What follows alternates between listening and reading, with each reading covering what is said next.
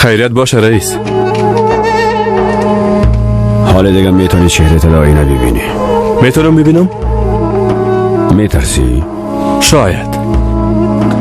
نه ترس، بدتر از سابق نشدی. اینجا به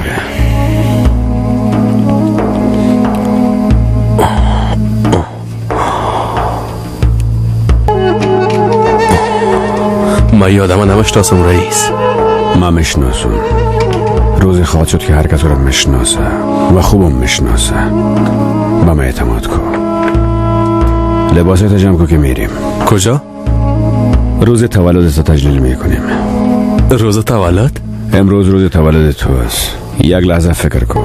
تنها تو که 30 ساله هستی کار نمی کنی. بسیار 30 ساله ها هستن که جشن تولد خود میگیرن. سیل کردن باند دیگه. چهره تخواد دیدی. دیگه تا آخر عمرت میتونی خود آینه ببینی. بریم کمی تفریح کنیم. حالا بریم. حالا